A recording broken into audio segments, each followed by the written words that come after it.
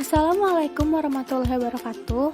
Perkenalkan, kami dari kelompok 12. Di sini kami akan mempresentasikan materi yang berjudul Implementasi Good Corporate Governance di Indonesia, Etika Bisnis dan Masalah Korupsi di Indonesia. Sebelumnya, saya akan memperkenalkan anggota kelompok kami, yaitu Amara Revanu Rohim, Arini Marliana Rizky Azahra, Della Erlina, Rian Sotiawan, dan Supian Sauri. Baiklah, pertama-tama kita akan membahas definisi mengenai corporate governance, good corporate governance, dan apa perbedaan corporate governance dan good corporate governance. Corporate governance merupakan sistem yang terdiri atas proses dan struktur atau mekanisme yang mengendalikan dan mengkoordinasikan berbagai partisipan dalam menjalankan manajemen laba perusahaan. Penerapan corporate governance ditujukan untuk meminimalisir manajemen yang dianggap kurang efektif dan efisien serta berpotensi merugikan pihak lain. Selain itu, penerapan corporate governance bertujuan untuk mencapai tata kelola perusahaan yang transparan bagi semua pengguna laporan keuangannya. Corporate governance menyangkut hal-hal terkait siapa yang seharusnya mengendalikan jalannya kegiatan perusahaan dan mengapa harus dilakukan pengendalian terhadap kegiatan perusahaan tersebut. Sedangkan good corporate governance merupakan sistem yang mengatur dan mengendalikan perusahaan untuk menciptakan nilai tambah untuk semua pemangku kepentingan. Ada dua hal yang ditekankan dalam konsep good corporate governance ini. Yang pertama, pentingnya hak pemegang saham untuk memperoleh informasi dengan benar atau akurat dan tepat pada waktunya. Yang kedua, kewajiban perusahaan untuk melakukan pengungkapan atau disclosure secara akurat, tepat waktu, dan transparan terhadap semua informasi kinerja perusahaan, kepemilikan, dan pemangku kepentingan dari perusahaan. Perbedaan corporate governance dan good corporate governance. Corporate governance merupakan suatu sistem yang berfungsi mengarahkan dan mengawasi sebuah perusahaan.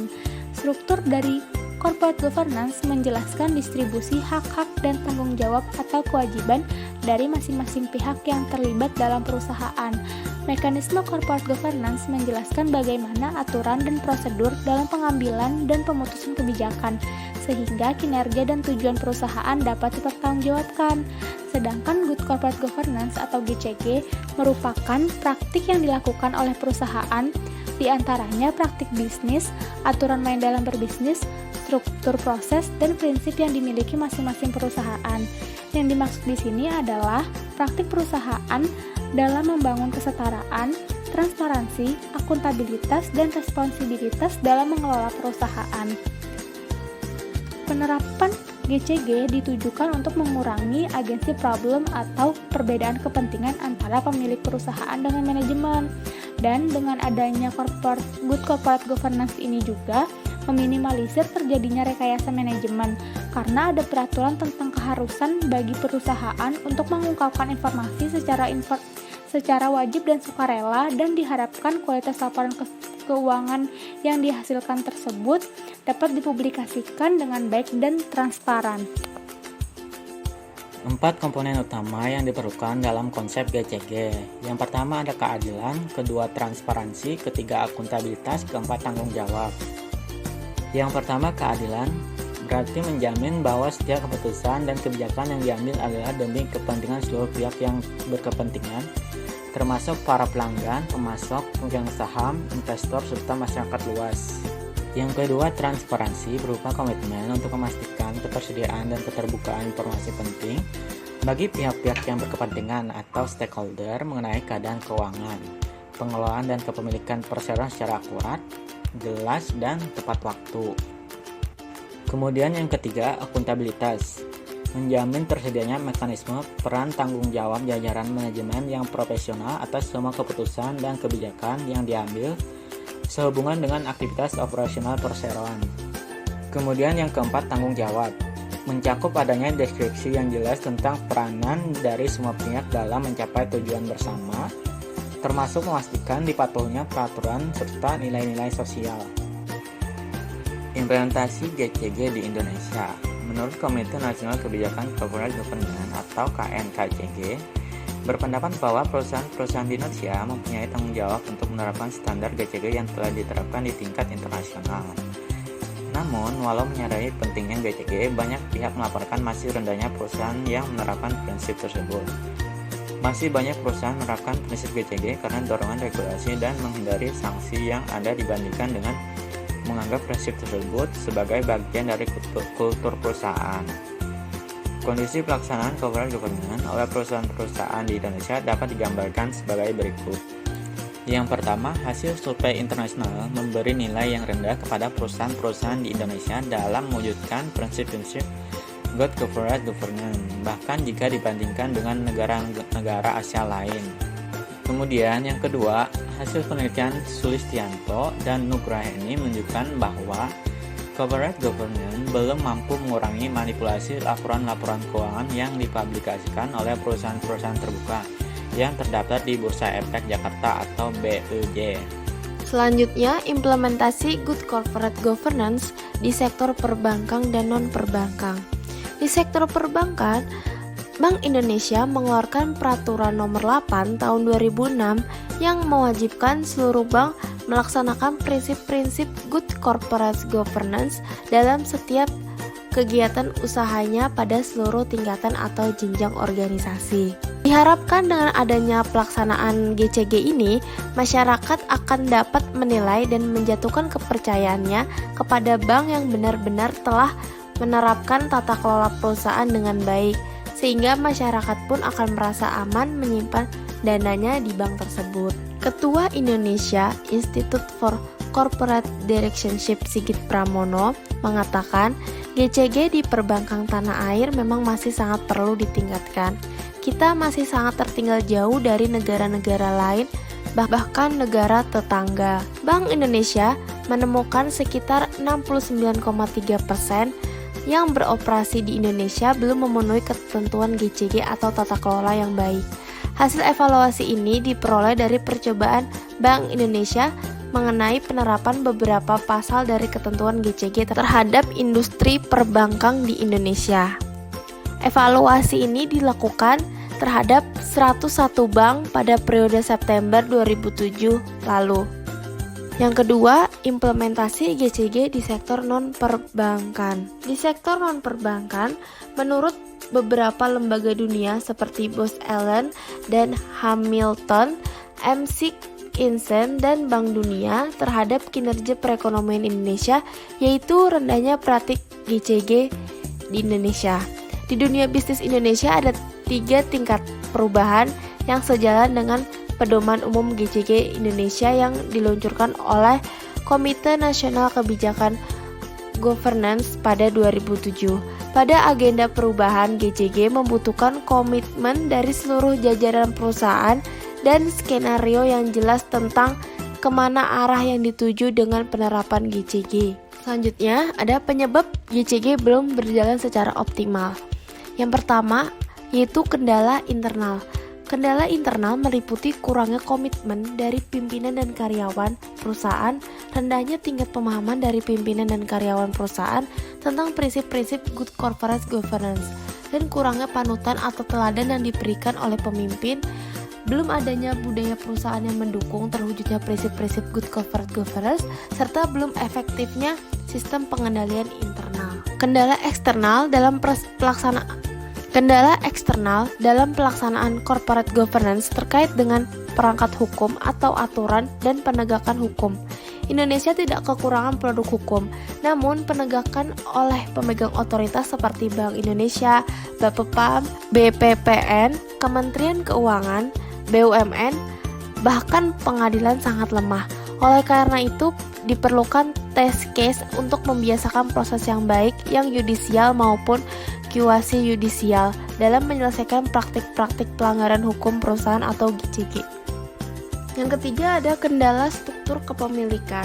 Berdasarkan presentasi kepemilikan dalam saham, kepemilikan terhadap perusahaan dapat dibedakan menjadi 2, yaitu kepemilikan yang terkonsentrasi dan kepemilikan yang menyebar. Kepemilikan yang terkonsentrasi terjadi pada suatu perusahaan dimiliki secara dominan oleh seseorang atau sekelompok orang. Kepemilikan yang menyebar terjadi saat suatu perusahaan dimiliki oleh pemegang saham yang banyak dengan jumlah saham yang kecil-kecil, sebesar 5% atau kurang. Kendala-kendala tadi bisa diatasi jika perusahaan memiliki sistem pengendalian internal yang efektif, seperti mempunyai sistem yang menjamin pendistribusian hak-hak dan tanggung jawab secara adil di antara berbagai partisipan dalam organisasi, seperti dewan komisaris, dewan direksi, manajer, pemegang saham, serta pemangku kepentingan lainnya. Selain itu, struktur organisasinya, perusahaan mempunyai komisaris independen dengan jumlah tertentu dan memenuhi kualifikasi yang ditentukan. Selanjutnya ada etika bisnis. Etika bisnis merupakan cara untuk melakukan kegiatan bisnis yang mencakup seluruh aspek yang berkaitan dengan individu, perusahaan, dan juga masyarakat. Baiklah, saya akan menjelaskan mengenai prinsip-prinsip pelaku bisnis dalam etika bisnis. Prinsip-prinsip tersebut terbagi menjadi 5. Yang pertama yaitu prinsip otonomi, yaitu kemampuan perusahaan dalam mengambil keputusannya sendiri dan bertanggung jawab atas keputusan tersebut. Yang kedua yaitu prinsip kejujuran, yaitu bisnis tidak dapat bertahan lama apabila tidak dilandasi dengan kejujuran, karena kejujuran merupakan kunci keberhasilan dalam suatu bisnis. Yang ketiga yaitu prinsip keadilan, bahwa setiap orang dalam berbisnis harus mendapat perlakuan yang sesuai dengan haknya masing-masing. Artinya tidak ada pihak yang boleh dirugikan dalam bisnis tersebut. Yang keempat yaitu prinsip saling menguntungkan, agar semua pihak yang berusaha untuk saling menguntungkan, demikian pula untuk berbisnis yang kompetitif. Yang kelima yaitu prinsip integritas moral, yaitu prinsip yang merupakan dasar dalam berbisnis, di mana pelaku bisnis dalam menjalankan usaha mereka harus menjaga nama baik. Selanjutnya yaitu implementasi etika bisnis di Indonesia. Etika merupakan suatu konseptual yang tercipta di tengah masyarakat, di mana berisi tentang nilai-nilai mengenai benar atau buruknya suatu perbuatan. Dalam menyediakan barang dan jasa, seorang pembisnis harus bersikap sesuai dengan etika di dalam masyarakat. Salah satunya adalah tidak berbuat kecurangan. Sayangnya masih ada oknum yang berbuat curang dan merusak tatanan etika dalam masyarakat. Contohnya di Indonesia itu banyak kecurangan bisnis baik dalam menyediakan barang ataupun jasa. Seperti contoh berikut ini, yaitu masih banyak kasus mengenai salah satu contohnya yaitu di bidang jasa, yaitu pada sektor perfilman, yaitu banyak sekali pelaku-pelaku pembajakan film yang ada di Indonesia. Dan lebih memprihatinkan lagi, hal tersebut malah mendapat dukungan dari masyarakat Indonesia karena menganggap barang-barang bajakan tersebut memiliki harga yang lebih murah dibandingkan harga aslinya. Di dalam praktek bisnis non etika tersebut bukan hanya terjadi pada bisnis kecil, namun juga dilakukan oleh bisnis-bisnis besar, terutama di bidang industri. Yaitu sebagai contoh, banyak perusahaan industri yang membuang hasil akhir produksi atau dapat diartikan sebagai limbah secara asal-asalan tanpa memperhitungkan dampak yang dihasilkan bagi masyarakat maupun lingkungan. Limbah yang merupakan zat sisa tersebut tidak diolah lebih dahulu, tetapi langsung dibuang begitu saja, yang biasanya langsung dibuang ke aliran sungai. Hal tersebut dapat merusak lingkungan, baik itu flora dan fauna maupun masyarakat itu sendiri yang memanfaatkan air sungai tersebut. Hal tersebut dikarenakan kurangnya moralitas pengusaha kita yang masih rendah dan banyaknya aparat-aparat penegak keadilan yang kehilangan wibawanya akibat banyaknya kasus korupsi yang menjerat institusi negara ini.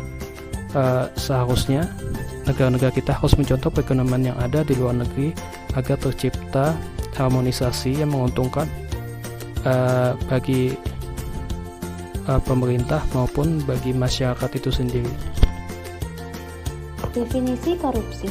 Korupsi adalah tindak penyelewengan atau penyalahgunaan uang negara atau perusahaan untuk kepentingan pribadi atau pihak lain yang diuntungkan. Faktor-faktor penyebab terjadinya korupsi di Indonesia. Yang pertama, kurangnya keteladanan dan kepemimpinan elit bangsa. Yang kedua, mekanisme pengawasan internal di semua lembaga perbankan, keuangan, dan birokrasi belum mapan. 3. Rendahnya integritas dan profesionalisme. 4. Moral yang kurang kuat. 5. Penghasilan yang kurang mencukupi. 6. Kebutuhan hidup yang mendesak. Dan 7. Lemahnya pendidikan agama dan etika. Contoh kasus korupsi yang ada di Indonesia. Terjeratnya Direktur Teknologi dan Produksi PT Krakatau Steel, Wisnu Kunchoro. Dia ditetapkan sebagai tersangka terkait kasus dugaan suap pengadaan barang dan jasa di perusahaan baja. Wisnu terjaring operasi tangkap tangan di rumahnya yang berada di kawasan BSD City, Tangerang Selatan dengan barang bukti uang senilai 20 juta rupiah. Wisnu bukan satu-satunya tersangka dari kalangan BUMN yang dijerat KPK dalam sebulan terakhir. Sebelumnya, manajer wilayah 2 PT Wijaya Karya dan juga manajer divisi operasi 1 di Gatot Suwarbawa sudah lebih dulu berstatus sama. Baik kasus Wisnu maupun Suwarbawa dinilai sangat kental dengan praktik kong kali kong. Suwarbawa misalnya diduga menerima suap senilai 1 miliar rupiah atau 1% dari nilai kontrak dalam kasus korupsi pengadaan dan pelaksanaan pekerjaan pembangunan Jembatan Waterfront City atau Jembatan Bangkinang tahun anggaran 2015-2016 di Kabupaten Kampar Riau. Dia bersama pejabat membuat komitmen pembangunan Jembatan Waterfront Dinas Bina Marga dan Pengairan Kabupaten Kampar bernama Adnan diduga melakukan kong kali kong atas proyek yang menilai anggaran 117,68 miliar rupiah itu. Total nilai kerugian akibat korupsi ini ditaksir mencapai 139,2 miliar rupiah. Sementara itu, Wisnu diduga menerima suap terkait kebutuhan barang dan peralatan di KRAS masing-masing bernilai 24 miliar rupiah dan 2,4 miliar rupiah. Awalnya Wisnu menyetujui tawaran dari pihak swasta bernama Alexander Muskita terkait menunjukkan secara langsung rekanan atau pengadaan barang dan jasa tersebut. Rekanan itu adalah PT Grand Cartage dan Grup Cokro. Wisnu baru mendapat 20 juta rupiah dari kesepakatan komitmen fee dengan rekanan senilai 10% dari nilai kontrak. Adapun sebagian uang dari kedua rekening sudah dialirkan kepada Alexander, yaitu senilai 50 juta rupiah, 45 juta rupiah, dan 4.000 US dollar. KPK selalu menyesalkan adanya pejabat di perusahaan BUMN yang terjerat kasus korupsi.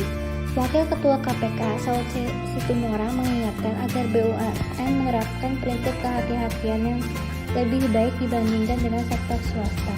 Di samping itu, seharusnya ada sikap tegas di kepemimpinan BUMN untuk menerapkan GCG.